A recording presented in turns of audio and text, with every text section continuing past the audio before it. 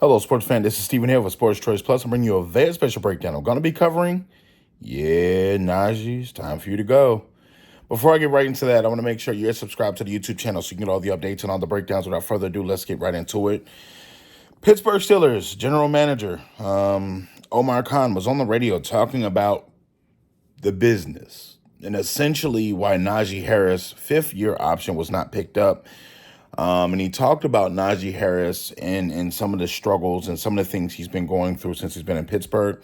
He talked about how he loves him as a person, loves him as a football person, but it was a business decision why they didn't pick him up. Now, keep in mind, Najee Harris has 3 1,000-yard rushing seasons under his belt in the NFL going into his fourth season, and you got to keep asking yourself, for a running back, the life of a running back, you're taking a pounding from the time you start running the ball to the time your career ends. And you got to think there's no real play unless you're not getting hit a lot and you're just Barry Sanders, that you're not going to take a pounding in the NFL. It's going to hurt and it's going to get hit early and often. The Pittsburgh Steelers made a business decision, and I don't feel like they believe in Najee Harris. I don't feel like they believe in him. And I think that Jaylen Warren, the backup that they have, that's a change of pace back, is somebody that they're really focused on.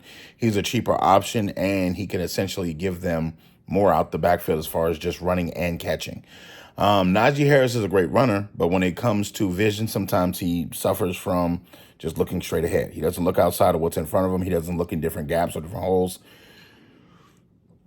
Jaylen Warren, for the most part, can dip, dodge, dash. He can hit different holes at different speeds. He can be like the Le'Veon Bell and play cat and mouse in which hole and like, whoop, whoop, here, man, I'm going. He can do different things. But when you think about it, Najee was brought from the University of Alabama. And that running style treads a lot of tread off the tires early.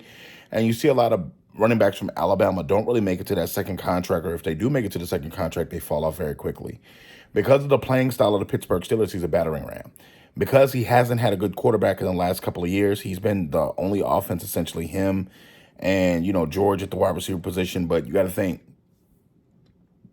they couldn't really throw the ball. So they were running the ball with Najee a lot of times. So a lot of times the struggles and the benefits and the good stuff came from Najee because he would run a lot. He would get a lot of yards, but it would essentially be 3 yards in a cloud of dust, and he's running 20, 25 times a game. So you got to think from the standpoint of that, Najee needs to work on his footwork a little bit, and he also needs to work on his vision a little bit. So he has come into training camp about 15 pounds lighter, so he's in a contract year essentially. For running backs, weight is a little different thing because, weight can be a positive thing if you're putting on muscle, but he looks like he's a little bit faster and he's doing a little bit more in OTAs as far as catching drills and things like that. So I think that having Russell Wilson is going to help. Having Justin Fields, if he does play, helps as well, because you can't just put 8 in the box now. You have to respect that there's a quarterback there that can actually throw the ball outside of the lines. And I think Najee's going to be a beneficiary of that, and Jalen's going to be a beneficiary of that because those holes now open up. You don't get 8-man boxes every time you go to the line.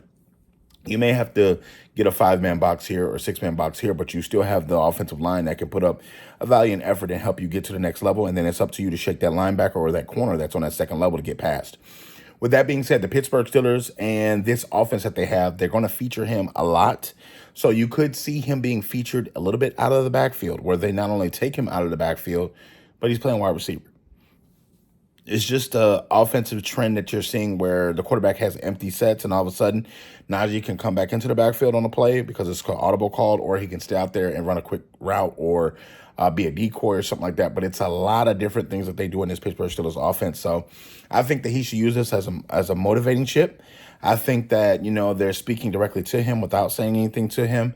And yeah, you can say you love somebody, but the actions behind the contract, the actions behind signing that 5th year for that rookie deal. And you got to think, they had a deadline. They made their decision. So I think the Pittsburgh Steelers and Najee Harris, this is probably going to be his last year. This is probably him entertaining for another team. And I think that, with all the Pittsburgh running backs of late, you got to think Connor went to Arizona. A couple of other people went different places, but they don't really last in Pittsburgh as they normally do. So are you Pittsburgh Steelers fans? What do you think? Do you think Najee should stay? Should he go? I mean, what do you think? Do you think the organization should commit to him? Definitely check out Sports Choice Plus. We're definitely going to follow this news story and we have updates. And we'll see you in the very next video.